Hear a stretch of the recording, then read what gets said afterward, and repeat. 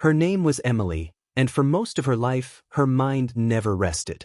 She overthought everything. Small problems felt big, and simple decisions felt impossible. Every night, she lay awake thinking about the past, worrying about the future, and questioning herself again and again. She believed that thinking more would protect her, but instead, it slowly stole her peace. Emily was kind, intelligent, and hardworking, but she doubted herself constantly. At work, she replayed conversations in her head and worried if she had said the wrong thing. At home, she imagined problems that had not even happened. Her mind was always busy, and her heart was always tired. People around her often said, "Just relax," but they did not understand. Emily did not choose to overthink. It happened automatically. Her thoughts moved faster than she could control. Even during happy moments, her mind searched for something to worry about.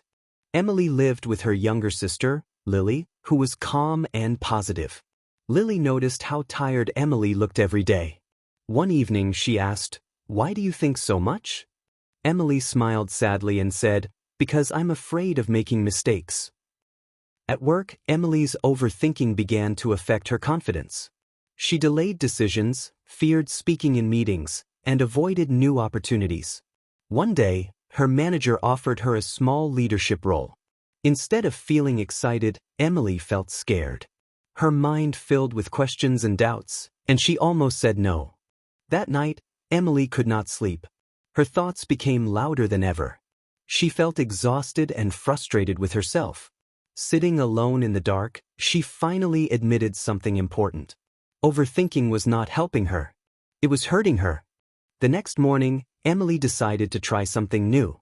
She started with one small rule. When a negative thought appeared, she would pause and ask, "Is this helpful right now?" If the answer was no, she would take a deep breath and let the thought pass. At first, it was not easy. Her mind still tried to control her. But slowly she noticed small changes. She began writing her thoughts in a notebook instead of keeping them in her head. She went for quiet walks without her phone. She learned to focus on the present moment, even if it felt uncomfortable. Emily also learned to accept mistakes. She realized that everyone makes them. One mistake does not define a person. When she stopped judging herself so harshly, her thoughts became softer and kinder. At work, Emily began to speak more confidently. She accepted the leadership role and surprised herself with her ability. She still felt nervous sometimes, but she no longer allowed fear to control her actions. She learned that courage is not the absence of fear, but the decision to move forward anyway. At home, Lily noticed the change. Emily laughed more, slept better, and smiled without worry. Her mind was still active, but it no longer controlled her life. She was learning balance. Emily understood something important. Thoughts are just thoughts. They are not always facts. When she stopped fighting her mind and started guiding it, everything began to change. This story is for anyone who overthinks. You do not need to control every thought. You only need to choose which ones deserve your attention. When you stop overthinking, you start living. After some time, Emily realized that stopping overthinking did not mean her life became perfect. Problems still appeared, and difficult days still came. The difference was how she reacted. Instead of letting her thoughts run in circles, she learned to slow down and respond calmly. She reminded herself that she did not need to solve everything at once. Emily also started spending more time with people she trusted. She talked openly with her sister and a close friend about her fears.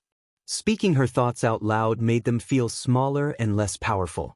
She learned that keeping worries inside only makes them grow stronger. One day, Emily faced a big challenge at work. A project did not go as planned, and she felt the old thoughts returning. Her mind wanted to blame herself and imagine the worst results. This time she paused. She took a deep breath and focused on what she could control. She fixed what she could and accepted what she could not. That moment taught Emily an important lesson. Peace does not come from having no thoughts. Peace comes from trusting yourself, even when thoughts feel heavy. She understood that she was stronger than her fears and wiser than her worries. Emily still thinks deeply, but she no longer lets her thoughts decide her future. She chooses action over fear and calm over chaos. And every day, she reminds herself that life is meant to be lived, not overthought. If you're serious about improving your English, subscribe now and turn on the bell. We upload a new English story every day just for you.